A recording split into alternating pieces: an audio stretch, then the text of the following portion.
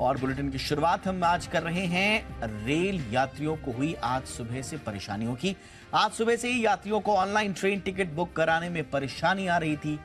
5 घंटे तक आईआरसीटीसी की वेबसाइट और ऐप सर्वर काम नहीं कर रहे थे, लेकिन 5 घंटे बाद इसे सुधार लिया गया। सर्वर में आ रही समस्या को लेकर आईआरसीटीसी ने इसकी जानकारी भी दी थी। आईआरसीटीसी ने कहा कि तकनीकी समस्या के कारण वेबसाइट और ऐप से टिकट बुकिंग के लिए भुगतान नहीं हो पा रहा था। हालांकि सर्वर सही होने के बाद भी रेलवे की वेबसाइट और ऐप में पेमेंट करते समय समस्या आ रही है। पूरी अपडेट के साथ जुड़ रहे हैं मेरे सहयोगी अमरीश पांडे। अमरीश, पहले तो ये जो पूरा का पूरा सर्वर इनका डाउन हो गया था, ये कैसे हुआ, सिलसिलेवार तरीके से बताएं, क्या क्या परेशानी आज यात्रियों को हुई? देखिए दीपक, सुबह जब लोगों ने टिकट बुकिंग शुरू की थी या फिर अपना डिटेल भरना शुरू किया था, तब लोगों को ये परेशानी आई कि पहली बात तो वेबसाइट खुल नहीं रही थी। उसके बाद जब जो थंब इम्प्रेशन या बाकी जो डिटेल्स डालने के बाद जब वेबसाइट पे लॉगिन करना भी होता था, उसमें कुछ दिक्कतें आई थी। तो लोगों को लगा कि नॉर्मल सी प्रोसेस है, हो सकता है हमारा इंटरनेट स्लो हो। उसके बाद जब टिकट बुकिंग की प्रक्रिया लोगों ने शुरू की, क्योंकि आपको याद होगा कि रेलवे की जो एडवांस टिकट बुकिंग वो 3 महीने पहले शुरू होती है और 3 महीने बाद सारे त्योहार आने वाले हैं, जैसे दिवाली, छठ या इससे और भी जो बड़े त्योहार आने हैं। ऐसे में पश्चिम बंगाल, बिहार, उत्तर प्रदेश की तरफ जाने वाले तमाम लोग अपने हिस्से की टिकट बुकिंग करते हैं और यही वजह थी कि एक बड़ा ट्रैफिक आया और उस ट्रैफिक ने जल्दी से जल्दी टिकट बुकिंग के चक्कर में लोगों ने कई बार ट्रांजैक्शन किए और वो सारे ट्रांजैक्शन फेल हुए। ट्रांजैक्शन और आईआरसीटीसी के बीच जो मिसमैच था, उसकी वजह से टिकट बुकिंग नहीं हो पाई और अंत में आते आते सर्वर पर इतना लोड पड़ा कि सर्वर इसको झेल नहीं पाया। लास्टली आईआरसीटीसी ने ये घोषणा की कि हम इस पूरी प्रक्रिया को, यानी कि टिकट बुकिंग जो ऑनलाइन कर रहे हैं हम ऐप के जरिए या फिर वेबसाइट के जरिए, उसको हम पूरी तरीके से बंद कर रहे हैं तब तक जब तक कि हम इसको ठीक नहीं कर पाते, रेक्टिफाई नहीं कर पाते हैं।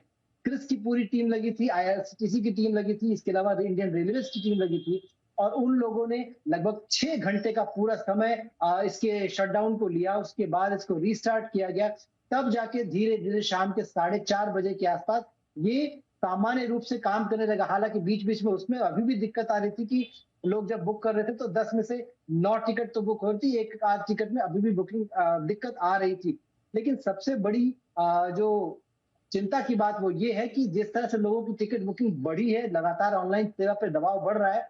रेलवे को चाहिए, आईआरसीटीसी को चाहिए कि अपने सर्वर से इस लोड को कम करने के लिए सर्वर की कैपेसिटी बढ़ाएं। सिर्फ घोषणाओं से काम नहीं चलेगा, इसको बढ़ाने की जरूरत है। क्योंकि आप शाम का जो 4:30 बजे का अपडेट हमको सरकार की तरफ से मिला है, उसके अनुसार रात 12 बजे से शाम 4:30 बजे तक के बीच में लगभग 14,19,000 लोगों ने टिकट बुक किए हैं। तो सोचिए, एक दिन में लगभग 15 लाख टिकट बुकिंग होती है।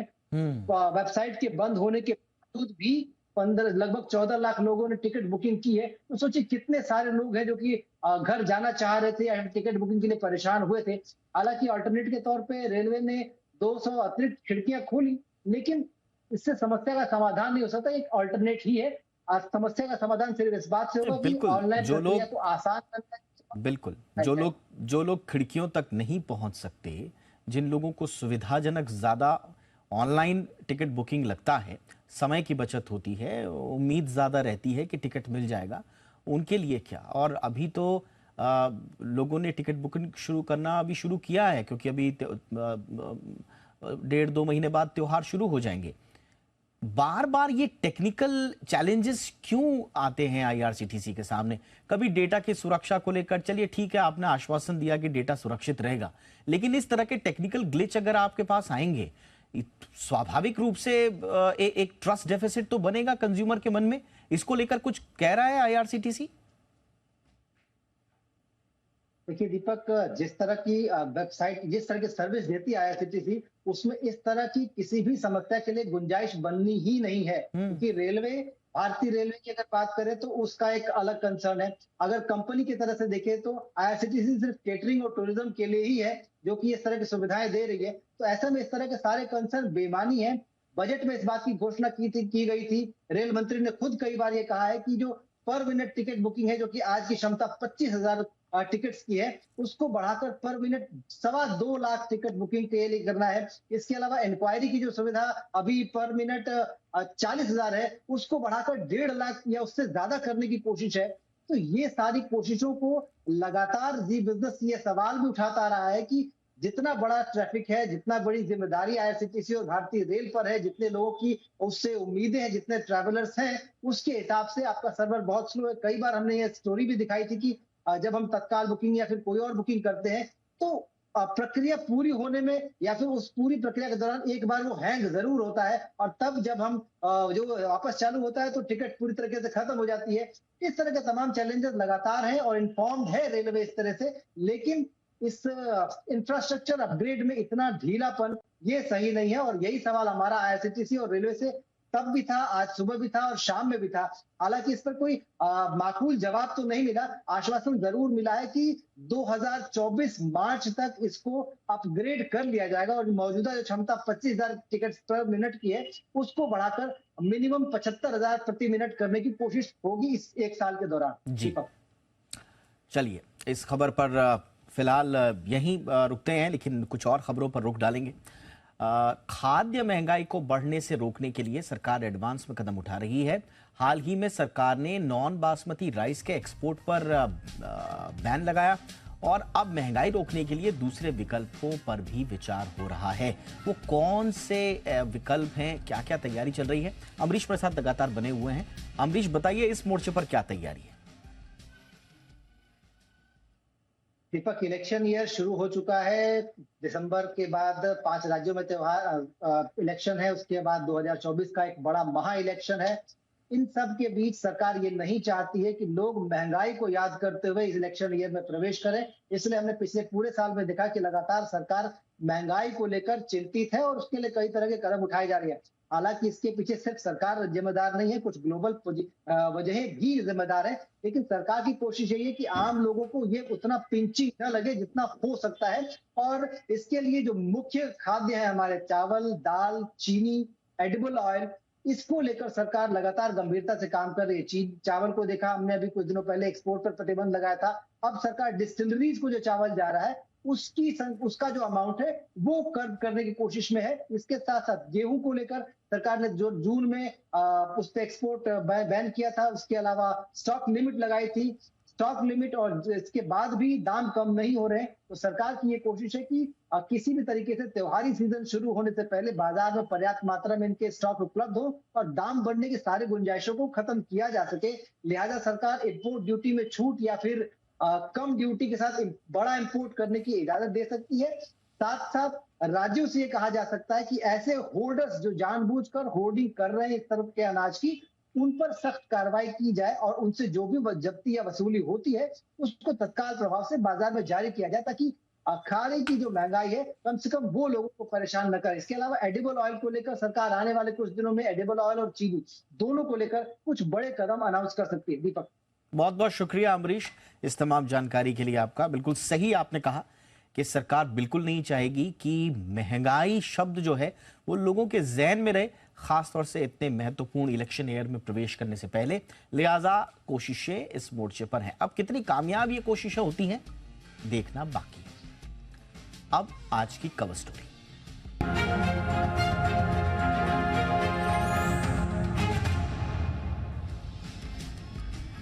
जरा सोचिए कि आपको एक कॉल या मेल आए जिसमें आपके मोबाइल, मेल या कंप्यूटर में पड़ी जानकारी की हर बात का जिक्र हो और कॉल या मेल करने वाला उन्हें लीक करने की धमकी देने लगे। या आप सुबह उठे, आपने अपना कंप्यूटर लॉगिन किया और आपका डेटा आप एक्सेस ही नहीं कर पा रहे हैं।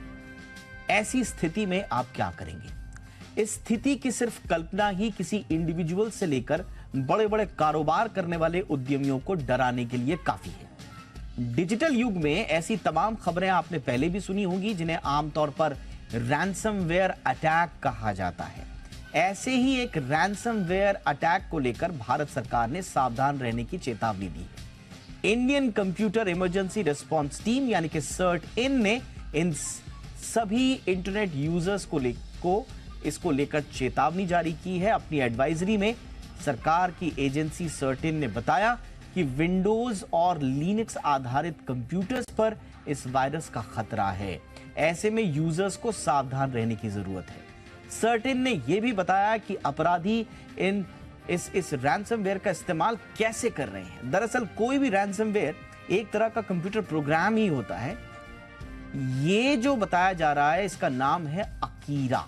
अब अकीरा के मामले में साइबर अपराधी अपने शिकार के डेटा या पूरे कंप्यूटर को ही ब्लॉक करके यूजर्स को असहाय बना देते हैं।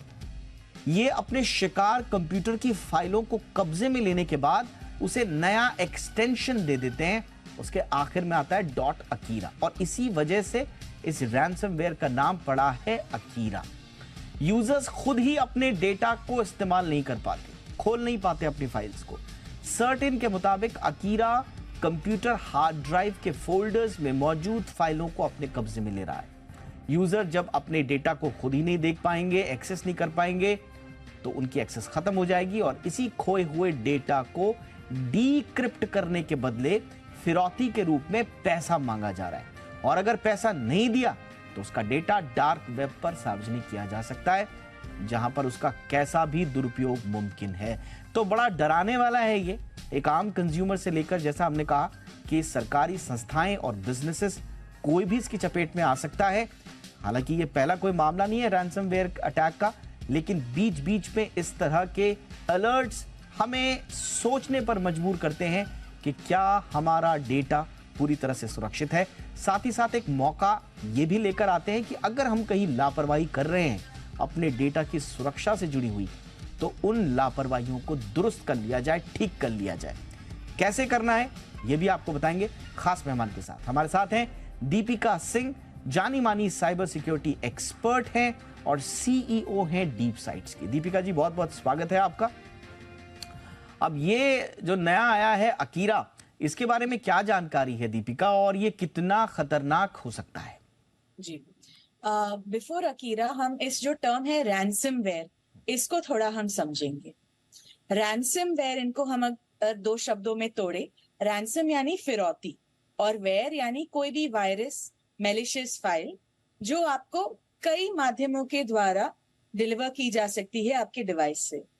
तो ये फाइल्स क्या करती है, आपके डेस्कटॉप पे, आपके फोन्स में, आपके लैपटॉप्स में आकर आपके जो रियल फाइल्स है, आपके प्राइवेट डेटा को एनक्रिप्ट कर देती है, एक ताला मार देती है, लॉक मार देती है।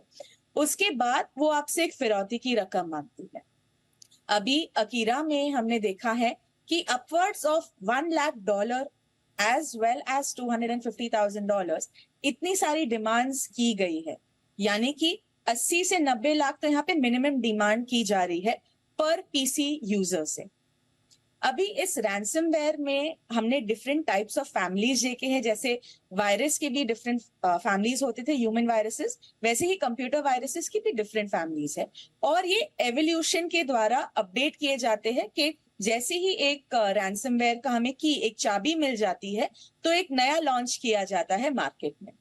अकीरा पे जब हम आते हैं, वो मार्च ऑफ 2023 इस बरस, पहले उनके Canada as well as US में कुछ स्ट्रेन्स पाए गए थे, जिसमें उन्होंने नॉर्मल एजुकेशन और डे केयर सेंटर्स को हैंडल किया था।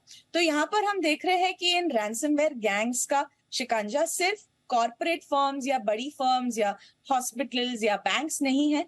ये अभी आम users, individual users, day care centres, ऐसी छोटी ऑर्गेनाइजेशंस और सिर्फ इंडिविजुअल यूजर्स के पास भी जा सकते हैं, आपके घरों तक। पर इसमें घबराने की कोई बात नहीं है, सतर्क रहना सबसे ज्यादा सर्वोपरि है। दूसरा, जैसे ही अकीरा 1 का खतरा टला, अकीरा 2 अभी जून में और जुलाई में आना शुरू हुआ, जिसकी अभी हमें सरकार से एक नोटिफिकेशन आई है। इसकी वर्किंग यही रही है कि various VPN services, movies, games, ऐसे अनसिक्योर्ड जहां से भी हमने डाउनलोड किए हैं, वो आपके कंप्यूटर में आ जाता है। दीपिका, ये थोड़ा सा और विस्तार से बताएं कि ये वीपीएन के जरिए कैसे अपने शिकार को खोज रहे हैं। मैं एज एन इंडिविजुअल कहां पे गलतियां कर रहा हूं जहां से मैं एक्सपोज होने का खतरा मेरे ऊपर आ जाता है? जी। सो वीपीएन जो है, हम आजकल वीपीएन हमारे आईपी एड्रेसेस को मास्क करने के लिए यूज करते हैं। पर कई बार जो फ्री वीपीएन हमें दिए जाते हैं, वो फ्री इसलिए देते हैं क्योंकि उन्हें हमारा डेटा चाहिए, या फिर वो हमारे सिस्टम में कुछ डालना चाहते हैं, इसके लिए वो अपने सामने एक फ्री वीपीएन सर्विस का एक ऑफर देते हैं। ऐसे किसी भी वीपीएन वेबसाइट से अगर हम कोई भी हार्मफुल डाउनलोड करें, वो डाउनलोड फेमस सॉफ्टवेयर्स का नाम उन लोग ऑलरेडी रख लेते हैं अपने वेबसाइट से, और हमें लगता है ये वही फेमस सॉफ्टवेयर है, जो कि इस केस में हमने देखा था विनरार, विनजिप। इन पर्टिकुलर फेमस सॉफ्टवेयर्स जो कि मेलिशियस फाइल्स हैं या खराब फाइल्स है, उनके 500 मिलियन प्लस यूजर्स है across the world, 500 million users. तो इससे लोगों को लगता है ये तो ओरिजिनल फाइल ही है, और बिकॉज ये पॉपुलर है, वो डाउनलोड भी अगर हो जाए तो लोग इससे एक सेकंड नजर नहीं देते हैं। इसके द्वारा देखा गया था कि वीपीएन के कई डेटाबेसेस एक्सपोज थे डार्क वेब पे, और आजकल तो क्लियर वेब पे भी। इसका इस्तेमाल करके परपेट्रेटर्स ने अपनी आइडेंटिटी एक बनाई, एक ऐसी वेबसाइट जनरेट की जहां पे यूजर्स आके रजिस्टर करे, उस वेबसाइट से कई डाउनलोड्स हो। बिकॉज जब कोई जालसाज आपके कंप्यूटर में कुछ डालना चाहता है, उसमें एक सहयोग आपके एंड से भी रिक्वायर्ड होता है। अब तक टेक्नोलॉजी इतनी ऑटोमेट नहीं हुई है कि अपने आप रिमोटली अगर हमसे वेबसाइट पे जाए और ऑटो डाउनलोड्स होने लगे। डाउनलोड के बाद भी द रीजन उन लोग एक फेमस सॉफ्टवेयर का इस्तेमाल करते हैं या नाम का इस्तेमाल करते हैं, सो दैट हम लोग उस पर क्लिक करें कि एक फेमस सॉफ्टवेयर है। ये गेम्स में, मूवीज में, जो जो भी हम सर्विसेज प्रोक्योर करते हैं और देखते हैं थ्रू वीपीएन सर्विसेज, इसमें उन्होंने ये मेलिशियस कोड्स डाले हुए हैं। जैसे ही ये फाइल्स हमारे पीसीज में आ जाते हैं, ये अपना काम शुरू कर देते हैं। ये आपकी जितनी भी फाइल्स है उसको लॉक कर देते हैं, जैसे हमने देखा था। पर ये कुछ फाइल्स को ही लॉक करते हैं, क्योंकि आपका एक इंटरवेंशन यहाँ पे भी जरूरी है, और आप वो EXE फाइल्स पे क्लिक करना भी यहाँ जरूरी है। जैसे ही ये लॉक हो जाता है, ये बहुत फटाफट से आपके कंप्यूटर को स्टेबल कर देते हैं, और आपकी जितनी भी बैकअप फाइल्स है, क्योंकि अभी हम देखते हैं कि हर एक कंप्यूटर, हर एक मोबाइल रोजाना एक बैकअप लेता है। आपकी सारी बैकअप फाइल्स यहाँ डिलीट हो जाती है, सो दैट आप उस बैकअप फाइल्स को कभी भी रिकवर ना कर सके, और रैंसम भरने की क्षमता वहां पे थोड़ी एक और प्रोबेबल हो जाए। तो करना बिल्कुल। तो दीपिका, हमें करना क्या है? जैसे सर्टिन की एडवाइजरी भी कह रही है कि भाई आप हमेशा एक सुरक्षित बैकअप बना के रखें और बैकअप को भी अपडेट करते रहें। इसके अलावा इसमें बात कही जा रही है 2 फैक्टर या मल्टी फैक्टर ऑथेंटिकेशन की। क्या ऐसे में बचाव किया जा सकता है? जी, पहले अगर मैं बैकअप पे आऊंगी, अगर बैकअप भी हमने सेम ही मशीन पे रखा और अगर वही मशीन इन्फेक्ट हुई, तो उसका कोई फायदा नहीं है। हमें बैकअप अगर रखना है तो क्लाउड पे या फिर कोई दूसरी मशीन पे या हार्ड ड्राइव पे हमें वो बैकअप रखना चाहिए, ताकि अगर हमारी मशीन इन्फेक्ट भी हो जाए तो एटलीस्ट हम वो डेटा डिलीट करके इस पे से हम रिकवर कर सके। और दूसरा, मैंने एक और खतरा देखा है कि कभी कभी हमारे प्राइवेट फाइल्स और फोटोज भी इन लैपटॉप्स पे पड़े होते हैं, तो उन फोल्डर्स को जहां पे हमारा बहुत ही कीमती और प्राइवेट डेटा पड़ा है, उन फोल्डर्स को हम ही लॉक करते। अगर हम ही लॉक करेंगे तो उन लोग के पास वो लॉक्ड फाइल्स जाके भी वो उसको इस्तेमाल नहीं कर पाएंगे। दूसरा, 2 फैक्टर ऑथेंटिकेशंस और मल्टी फैक्टर ऑथेंटिकेशंस में क्या होता है, जब कोई जालसाज आपके कंप्यूटर को, जब आप कंप्यूटर यूज नहीं कर रहे हो, अगर एक्सेस करने की कोशिश करेगा, तो आपकी जो लॉक स्क्रीन है वो एक ढाल का काम करेगी। I am not saying it is 100% full proof, but एक ढाल तो है, ताकि वो आने में उनको थोड़ी सी झिझक हो और वो डायरेक्ट एंट्री ना ले पाए। मल्टी फैक्टर ऑथेंटिकेशन जब हम देख रहे हैं कि कुछ एडवांस कंप्यूटर्स पे टच स्क्रीन और टच प्रिंट, जहां से आपका फेस रिकग्निशन, आइरिस रिकग्निशन और फिंगरप्रिंट रिकग्निशन हो सकता है, यह हमें मदद कर सकता है। तो और मैं एक और बोलना चाहूंगी कि जितनी भी एंटीवायरसेस है वो सोच समझ कर ले। कभी कभी एक एंटीवायरस जो आप जानते नहीं हो, पर जस्ट बिकॉज फ्री में दिया है, वो भी एक वायरस का काम यहाँ कर सकता है। एब्सोल्युटली। तो ये छोटी छोटी बातें हैं जिनका ध्यान आपको रखना है। और जैसा दीपिका बता रही हैं कि एक एक पीसी से 80-90 लाख रुपए तक की उगाही की बात उभर कर सामने आई। आपके साथ ऐसा ना हो, चाहे आप इंडिविजुअल हैं, चाहे आप एंटरप्रेन्योर हैं या कोई संस्था आप चलाते हैं, जिस भी रूप में आप जुड़े हुए हैं, आपका डेटा बहुत कीमती है, उसको सुरक्षित कैसे रखना है, ये सबसे पहले आपकी जिम्मेदारी है। और मुझे लगता है कि आज के शो के बाद आपको काफ़ी मदद मिली होगी अपना डेटा सुरक्षित रखने में। तो सतर्क रहिए। बहुत बहुत शुक्रिया दीपिका सिंह, हमारे दर्शकों के लिए आपने वक्त निकाला। शेयर मार्केट के जरिए कम समय में ज्यादा मुनाफे का अगर कोई लालच दे रहा है तो सावधान हो जाइए, क्योंकि इस तरह का लालच आपको ठगी का शिकार बना सकता है। कुछ ऐसा ही हुआ मुंबई के एक पूर्व एमएलए के साथ, जिनको एक ठग दंपत्ति ने अपनी बातों में फंसाकर 55 लाख से भी ज्यादा की ठगी कर दी।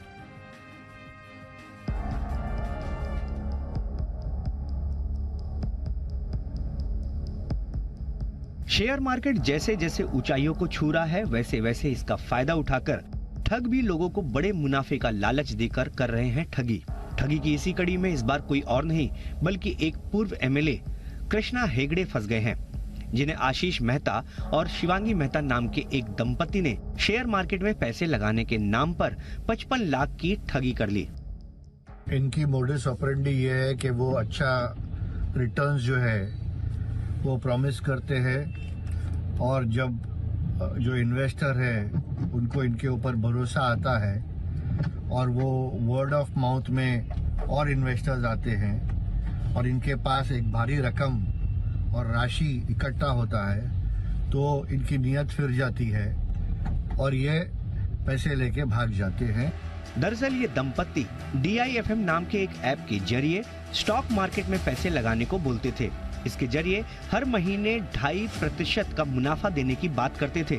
इतने मुनाफे की बात सुनकर पूर्व एमएलए कृष्णा हेगड़े और उनके साथी ने धीरे धीरे करके करीब 55 लाख रुपए इस दंपत्ति को दिए। पहले तो इस ठग दंपत्ति ने थोड़ा बहुत रिटर्न दिया, लेकिन इसके बाद कई महीने बीतने के बाद भी जब कोई रिटर्न नहीं आया तो कृष्णा हेगड़े को शक हुआ। फिर जब उन्होंने इस दंपत्ति पर पैसे वापस करने का दबाव बनाया तो ये दंपत्ति रफू चक्कर हो गया। अब पुलिस इनकी तलाश कर रही है और इनके अकाउंट में रखे 160 करोड़ रुपए भी फ्रीज कर दिए हैं।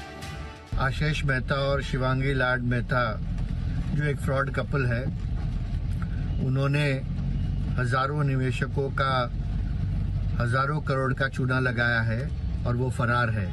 मध्य प्रदेश पुलिस ने भी उनके ऊपर केस दर्ज किया है। मुंबई पुलिस इसकी छानबीन कर रही है और मुंबई पुलिस के मदद से मैंने इनका कोटक बैंक में 160 करोड़ रुपया फ्रीज किया है। पुलिस ने मामला दर्ज कर लिया है और इस ठग दंपत्ति की सरगर्मी से तलाश भी कर रही है। सूत्रों की माने तो इस दंपत्ति की एंटी नारकोटिक्स के मामले में मध्य प्रदेश पुलिस भी तलाश कर रही है। पुलिस को शक है कि कहीं ये लोग ठगी का पैसा नारकोटिक्स के कारोबार में तो उपयोग नहीं करते थे। फिलहाल इन दोनों की पुलिस तलाश कर रही है। सुबोध मिश्रा, जी मीडिया, मुंबई। बात बाजार की। मंगलवार को दिन भर बाजार में उतार चढ़ाव के साथ कारोबार हुआ। निफ्टी 19,680 पर सपाट बंद हुआ।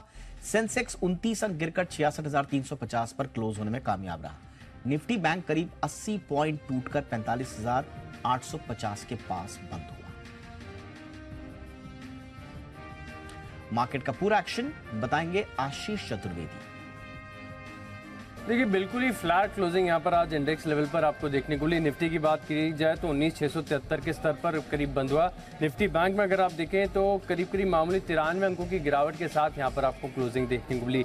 निफ्टी के बढ़ने वाले स्टॉक्स की बात की जाए तो आज मेटल स्टॉक्स की तरफ से पार्टिसिपेशन काफी बढ़िया था। हिंडाल्को 4% ऊपर, JSW स्टील और टाटा स्टील जहां पर नतीजे जो है लगभग अनुमान के मुताबिक थे, लेकिन भारतीय इकाई के जो प्रदर्शन है काफी बढ़िया था और इसी को बाजार ने जो है थम्स अप दिया। 3-3.25% की तेजी के साथ ये स्टॉक बंद हुआ है।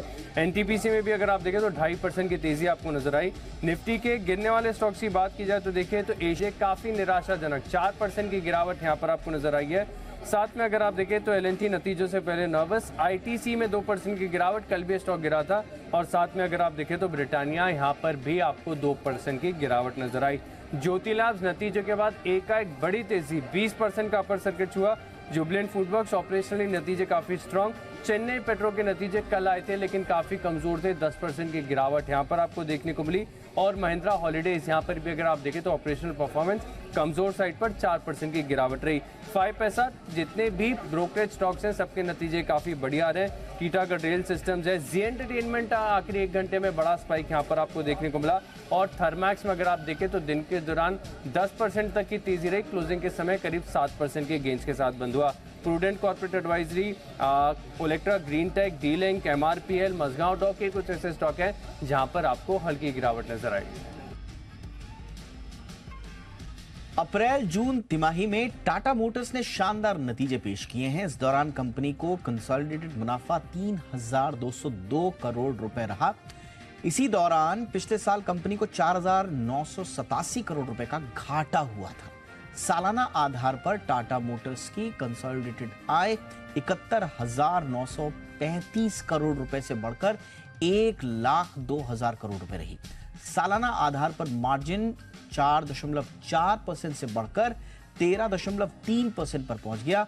जीएलआर रेवेन्यू 57% बढ़ा है, जबकि मार्जिन 6.3% से बढ़कर 16.3% पर पहुंच गया है। टाटा ग्रुप ने टाटा मोटर्स डीवीआर को डीलिस्ट करने का ऐलान किया है। टाटा मोटर्स डीवीआर के 10 शेयरों के बदले टाटा मोटर्स के 7 शेयर मिलेंगे। स्वैप रेशियो में टाटा मोटर्स डीवीआर को 23% प्रीमियम मिलेगा। ए ऑर्डिनरी शेयर को कैंसिल करने की मंजूरी भी मिल गई है और टाटा मोटर्स ने 2008 में ए ऑर्डिनरी शेयर जारी किए थे। कंपनी ने राइट इशू के जरिए ए ऑर्डिनरी शेयर जारी किए थे।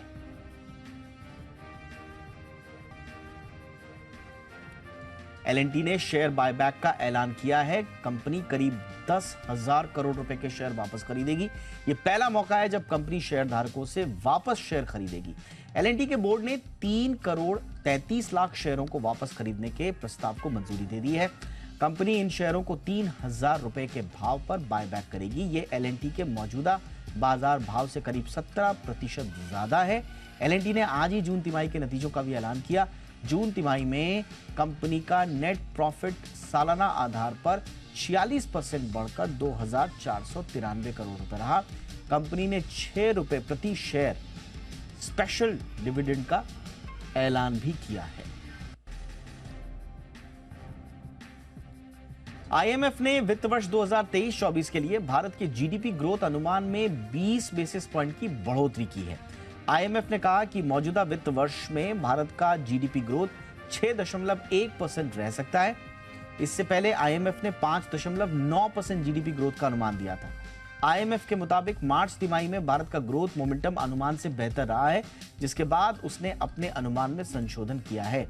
आईएमएफ ने वर्ल्ड इकोनॉमिक आउटलुक में यह जानकारी दी है। आपको बताएं कि ज्यादातर अनुमानों में FY24 में भारत का जीडीपी ग्रोथ 6 से 6.5% के बीच रहने का अनुमान दिया गया है।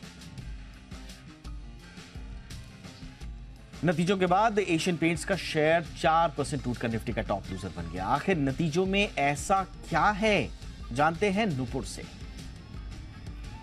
एशियन पेंट के नतीजे आज आए, उसके बाद एक स्टॉक में शार्प रिएक्शन भी आते दिखा। हालांकि नंबर्स अगर आप देखेंगे तो ऑपरेशनली आपको काफ़ी स्ट्रॉन्ग नंबर्स यहाँ पर नजर आएंगे। कामकाजी लेवल पे देखें तो अनुमान को बीट करते हुए जो मुनाफा आया 2121 करोड़ का, वो काफ़ी पॉजिटिव था। इनफैक्ट जो कंपनी ने मार्जिन्स किए 23% के, वो भी अनुमान से काफ़ी बेटर थे। 21% का अनुमान लेकर चल रहे थे, लेकिन थोड़ा सा मिस हमने कंपनी की आय में आते हुए देखा। 100 करोड़ का डिप अनुमान से यहाँ पर आते हुए नजर आया, जिसके चलते थोड़ा रिएक्शन इसका भी आ सकता है। लेकिन अगर आप आगे की ग्रोथ की बात करें तो मैनेजमेंट की कमेंट्री काफ़ी पॉजिटिव थी। फेस्टिव सीजन को लेकर वो काफ़ी पॉजिटिव है। उनका मानना है कि जो डिमांड है वो काफ़ी मजबूत रह सकती है आने वाले सीजन में। साथ ही साथ जो डोमेस्टिक डेकोरेटिव वॉल्यूम सेगमेंट की अगर हम बात करें तो हमारा अनुमान 8% के आसपास था।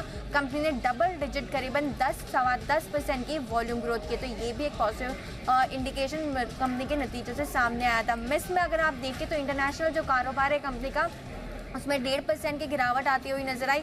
इनफैक्ट जो होम डेकोर का बिजनेस है उसमें बड़ी गिरावट हमने देखी, लेकिन उसको सेट ऑफ करने के लिए इंडस्ट्रियल कारोबार में आपको मजबूत ग्रोथ इस क्वार्टर में नजर आई। तो कुछ मिस थे, कुछ हिट्स थे एशियन पेंट की नतीजों में। हालांकि अगर आप ब्रॉडली देखेंगे तो आपको ऑपरेशनली नंबर्स काफी मजबूत नजर आएंगे। सांघी इंडस्ट्रीज के अधिग्रहण के लिए अब नए नाम सामने आए हैं। कौन सी कंपनियां अब रेस में हो गई हैं शामिल और क्या है इनका प्लान, इस पर डिटेल देने के लिए मेरे साथ हैं अरमान।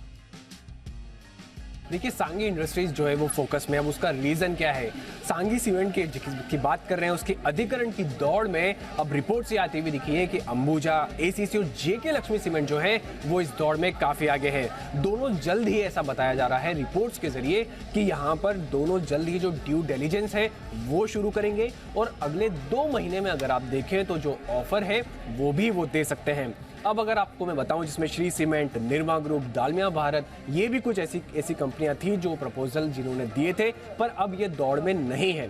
और अगर स्पेसिफिकली अगर आप बात करें गुजरात स्पेसिफिक फोकस के, जिसमें अंबुजा, एसीसी, जेके लक्ष्मी सीमेंट और अल्ट्राटेक की बात करें, तो ये 3 प्लेयर ऐसे हैं जिनका गुजरात पर अच्छा खासा फोकस है। और सांगी इंडस्ट्रीज की स्पेसिफिकली अगर आप बात करें, उनका कंसिडरेबल जो सिग्निफिकेंट रेवेन्यू है वो गुजरात से आता है, तो इन सभी के लिए एक स्ट्रेटेजिक फिट बन जाता है। और इसी हिसाब से अंबुजा और एसीसी के लिए भी सांगी इंडस्ट्रीज का अधिग्रहण करना एक स्ट्रेटेजिक फिट जो है वो बन जाता है। अब कंपनी के प्रमोटर्स जो मांग कर रहे हैं, वो बताया जा रहा है कि लगभग 6000 करोड़ का एंटरप्राइज वैल्यू की बात कर रहे हैं। और अगर आप मौजूदा भाव अगर आप देखेंगे, मौजूदा एंटरप्राइज वैल्यू देखेंगे, तो वो लगभग 3900 करोड़ के आसपास का है। और अभी जो हाल ही की अगर आप देखेंगे, ओवरऑल जिस हिसाब से तेजी आती हुई दिखी है स्टॉक्स में, लगातार बढ़िया तेजी आती हुई दिखी है। एक हफ्ते में लगभग 18 से 20%, एक महीने में लगभग 33 से 35% के आसपास की तेजी, 6 महीने में लगभग 50% और 1 साल में लगभग 150% के आसपास की आपको तेजी जो है इस काउंटर पे स्टॉक पर आती हुई दिखी है। और मौजूदा अगर प्रमोटर की हिस्सेदारी देखेंगे तो 72.7% की है। तो अपडेट्स और रिपोर्ट्स ये आ रही हैं कि अब लगातार जो है यहाँ पर अपडेट जो एक आगे लेवल पर जो है डिस्कशन जा सकता है। और अगले 2 महीनों में जो है हो सकता है कि कुछ जो कंपनियां हैं जिसकी बात करी मैंने, अंबुजा और एसीसी और जेके लक्ष्मी सीमेंट, जो है वो अपना ऑफर भी दे सकते हैं। और भारत में टेस्ला के प्लान पर ज्यादा जानकारी के लिए इस वक्त मेरे साथ है कुशल।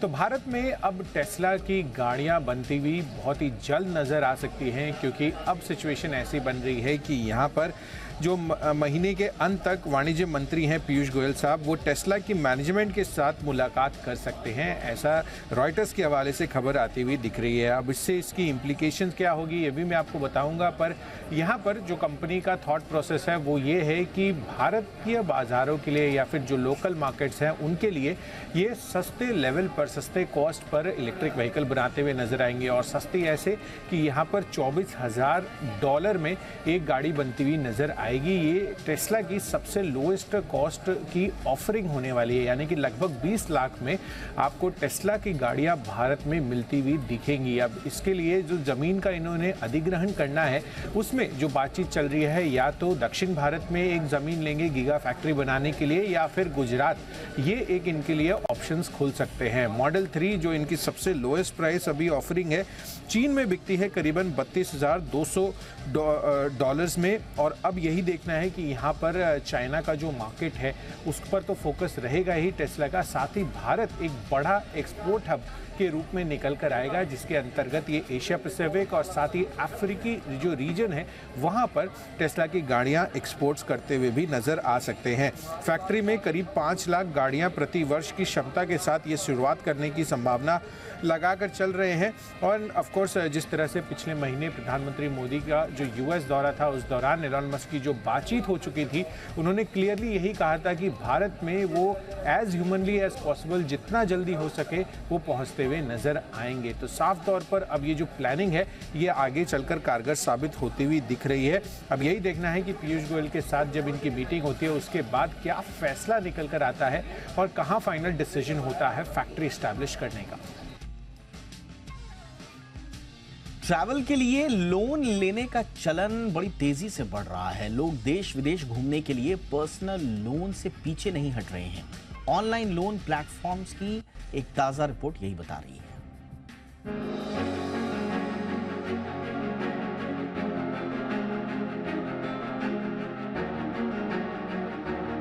सोशल मीडिया के दौर में ट्रैवल ट्रेंड ऐसा बढ़ रहा है कि 5 में से 1 आदमी पर्सनल लोन लेकर ट्रैवल प्लान्स बना रहा है।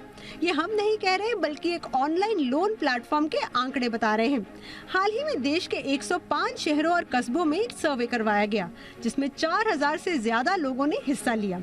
इस सर्वे के मुताबिक जनवरी से मार्च 2023 तक 16% बोरोवर्स ने पर्सनल लोन लेकर ट्रैवल किया, तो अप्रैल से जून में ये आंकड़ा बढ़कर 24% हो गया। देखिए, लोन लेने वाले लोगों की एवरेज एज 35 वर्ष है और ये ज्यादातर सैलरीड लोग हैं। इस सेगमेंट के लोग ज्यादा फाइनेंशियली रिस्पॉन्सिबल होते हैं और उन्हें पता होता है कि लोन डिफॉल्ट करने से उनका क्रेडिट स्कोर खराब हो जाएगा, उनकी क्रेडिट हिस्ट्री खराब हो जाएगी।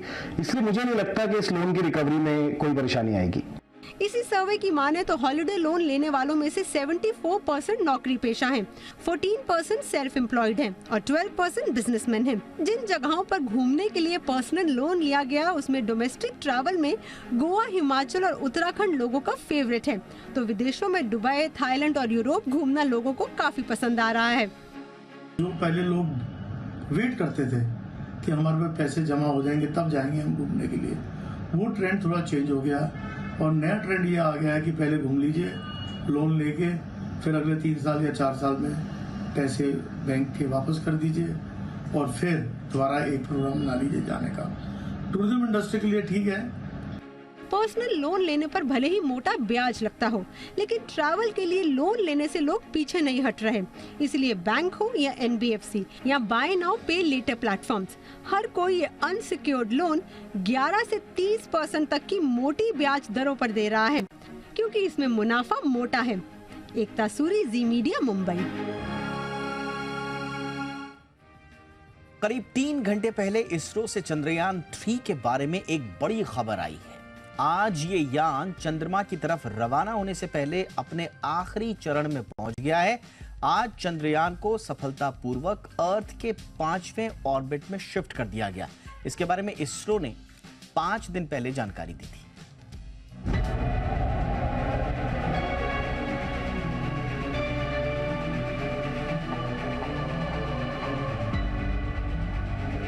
चंद्रयान 3 के लिए आज पूरे 45 मिनट तक 140 करोड़ भारतीयों की सांसें रुकी रही। दोपहर 2 बजे से लोग टीवी से ट्विटर तक इसरो की खबर का इंतजार करते रहे। असल में चंद्रयान 3 के सबसे चैलेंजिंग मिशन में से एक पूरा हो रहा था और सबको इसरो से मिशन सक्सेसफुल होने के मैसेज का इंतजार था।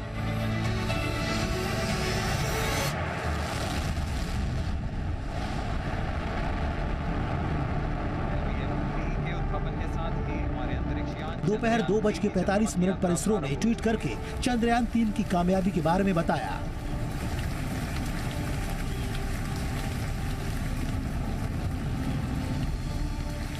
इसरो ने जो तस्वीरें ट्वीट की हैं, उसमें चंद्रयान 3 पृथ्वी के चारों तरफ अंतिम ऑर्बिट में चक्कर लगाता दिख रहा है, यानी बिना किसी दिक्कत के यान अपनी सही कक्षा में पहुंच गया है।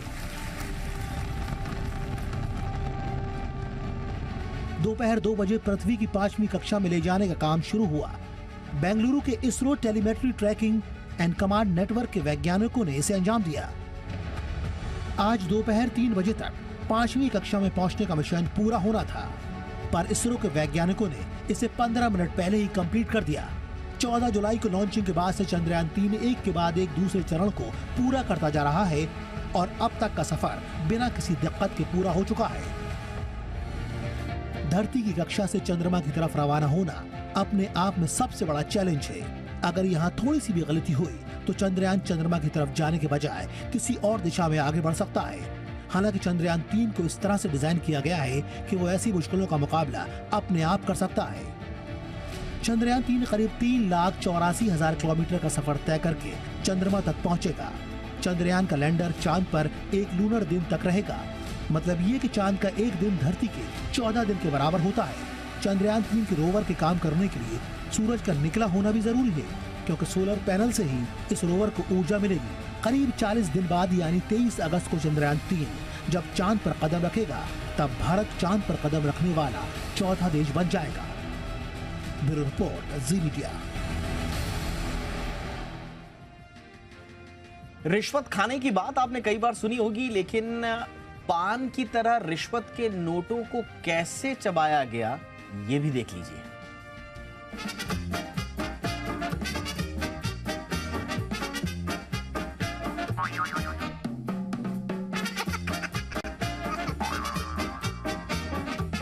चूना, कत्था, सुपारी और पान के हरे पत्ते, ये सब इस्तेमाल होता है जबरदस्त पान बनाने में। खुशबू के साथ साथ हाजमे को ठीक रखने के लिए कई सामग्री भी इस्तेमाल होती है। कुछ इसी अंदाज में रिश्वत के पैसे को पान की तरह चबाता ये शख्स सिस्टम को चूना लगा रहा है। इस शख्स के मुंह में स्वादिष्ट पान नहीं, बल्कि वो पैसे हैं जो इसने रिश्वत के तौर पर लिए थे। भ्रष्टाचार की गंध भी इसके चेहरे पर साफ देखी जा सकती है।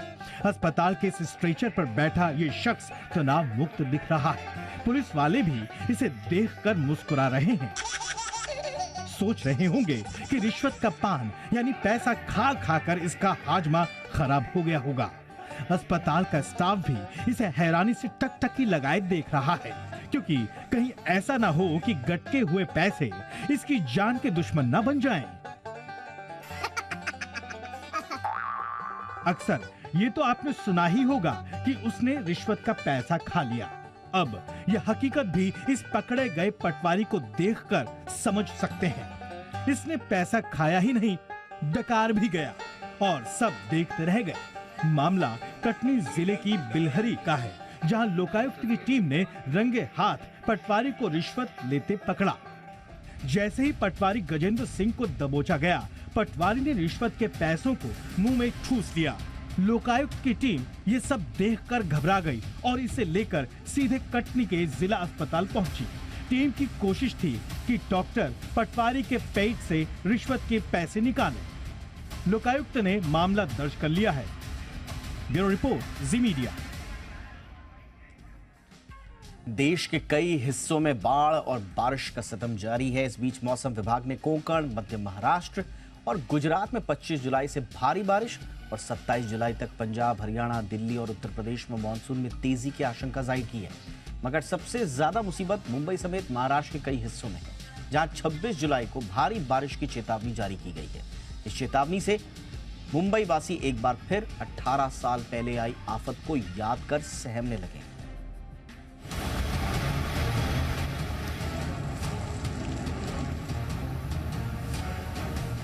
कल 26 जुलाई है, वही तारीख जो मुंबई के लिए सबसे बड़ी प्राकृतिक आपदा की गवाह है। जब 18 साल पहले साल 2005 में मुंबई समेत महाराष्ट्र के कई इलाकों में मानसून आसमान से आफत बनकर बरसी थी। कुदरत का कहर इस कदर टूटा था कि देश की आर्थिक राजधानी पानी पानी हो गई थी और हमेशा रफ्तार में रहने वाला शहर कई दिनों के लिए थम सा गया था। साथ ही थम गई थी सैकड़ों लोगों की सांसें। आंकड़ों के मुताबिक उस दौरान महाराष्ट्र में कुल 944 मिलीमीटर की रिकॉर्ड बारिश हुई थी। मुंबई समेत महाराष्ट्र के बड़े हिस्से पर एक बार फिर वैसे ही दहशत के बादल छाए हैं। मौसम विभाग ने 25 से 27 जुलाई तक यहां एक बार फिर भारी बारिश का अलर्ट जारी किया है। कोंकण और मध्य प्रदेश के इलाकों में भी तेज बारिश की चेतावनी जारी की गई है, जिसने लोगों की टेंशन बढ़ा दी है। दरअसल मुंबई समेत महाराष्ट्र के बड़े हिस्सों में पिछले कई दिनों से बारिश हो रही है। सड़कों पर पानी भरा हुआ है और समंदर में ऊंची ऊंची लहरें उठ रही हैं। बीती रात 2 बजे के करीब मुंबई के अंधेरी में रामबाग सोसाइटी लैंडस्लाइड की चपेट में आ गया। यहाँ ऊपरी इलाके से बड़ा सा पत्थर सोसाइटी पर आकर गिरा, जिसकी चपेट में 6-7 घर आ गए। हालांकि सोसाइटी के लोग चट्टान खिसकने की आवाज सुनते ही घरों से बाहर निकल आए, जिससे इस हादसे में कोई हताहत नहीं हुआ। मगर पहाड़ से अभी भी सोसाइटी पर मलबा गिर रहा है, जिसकी वजह से लोगों में डर का माहौल है। महाराष्ट्र से सटे गुजरात में भी मानसून की मार पड़ रही है और कुदरत कहर बनकर टूट रही है। गुजरात के जूनागढ़ में 2 दिन पहले हुई बारिश के बाद जो हालात पैदा हुए वो किसी भयावह मंजर से कम नहीं था। हालांकि अब बारिश थम गई है, लेकिन उस तबाही की तस्वीर अभी भी पूरे देश के जहन में ताजा है। जूनागढ़ शहर में 2 दिन पहले 24 घंटे के भीतर 241 मिलीमीटर बारिश हुई, जिससे सड़कें दरिया में बदल गई और सैकड़ों दुकान मकान जलमग्न हो गए। जानमाल का भी जबरदस्त नुकसान हुआ है। जूनागढ़ में बारिश तो रुक गई, मगर मुसीबत अभी टला नहीं है। भारी बारिश की वजह से सोमवार को काड़ियावाड़ इलाके में 2 मंजिला इमारत भड़बड़ाकर गिर गई, जिसके मलबे की चपेट में 6 से 7 लोग आ गए। इस हादसे में 4 लोगों की दर्दनाक मौत भी हो गई। आज भी गुजरात और महाराष्ट्र में तेज बारिश का अनुमान है और 27 जुलाई तक पूरे उत्तर पश्चिम भारत में भारी बारिश की आशंका जताई गई है।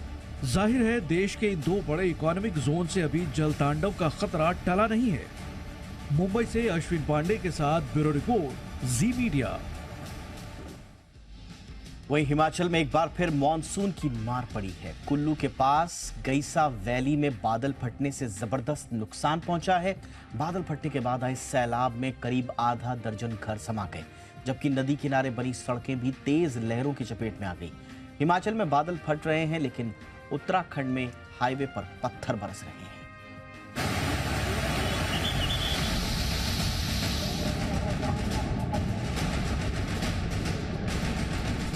ताजा तस्वीरें कुल्लू के गड़ासा वैली की हैं, जहां बादल फटने के बाद पहाड़ी नदी में जबरदस्त तूफान आ गया। पहाड़ों से उतरी जलधारा तेज रफ्तार में निचले इलाकों तक पहुंची तो उसकी चपेट में जो भी आया सब कुछ तबाह हो गया। नदी ने अपना दायरा तोड़ते हुए आसपास के बड़े हिस्से को अपनी चपेट में ले लिया। जंगल के पेड़ उखड़कर सैलाब में समा गए। तस्वीरों में आप देख सकते हैं कि हाईवे का बड़ा हिस्सा सैलाब की भेंट चढ़ चुका है, जिससे सड़क संपर्क टूट गया है। दोनों तरफ के लोग बीच रास्ते में ही फंस गए हैं। के नीचे से ऐसा लग रहा है मानो हिमाचल पर मुसीबत का सिलसिला खत्म होने का नाम नहीं ले रहा। हाल ही में आई बाढ़ की वजह से पिछले 16 दिनों से कुल्लू मनाली नेशनल हाईवे पहले ही बाधित है।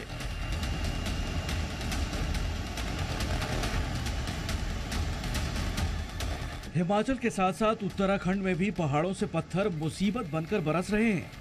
हाल के दिनों में देवों की नगरी आसमानी चोट से कराह रही है। जगह जगह चट्टान खिसक रहे हैं, जिससे हाईवे पर रास्तों को भारी नुकसान पहुंचा है। एक तरफ पहाड़ों पर चट्टान खिसक रहे हैं तो दूसरी तरफ मैदानी इलाकों में नदियां रौद्र रूप में नजर आ रही हैं। उत्तराखंड से उतरी गंगा उत्तर प्रदेश के कई हिस्सों में उफान पर है। बीती रात हरिद्वार में गंगा का जलस्तर काफी बढ़ा हुआ नजर आया, तो वहीं कानपुर में भी गंगा के पानी में उफान दिखा। गंगा के ओवरफ्लो होने का असर नदी किनारे रहने वाले लोगों पर पड़ा। गोलाघाट के पास रिहायशी इलाकों में पानी भर गया तो कई घर पूरी तरह डूब गए।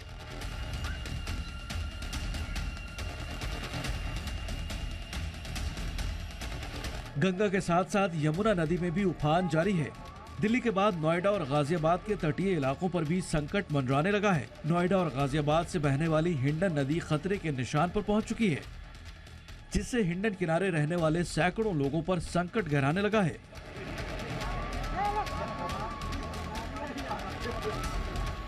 हालांकि नोएडा और गाजियाबाद प्रशासन ने एहतियातन हिंडन नदी से सटे निचले इलाकों को खाली करा दिया है और वहां रहने वाले लोगों को सुरक्षित ठिकानों पर शिफ्ट कर दिया गया है। ब्यूरो रिपोर्ट, जी मीडिया। इंडिया 360 में आज बस इतना ही। #ZIndia360 पर अपनी राय जरूर दें। नमस्कार।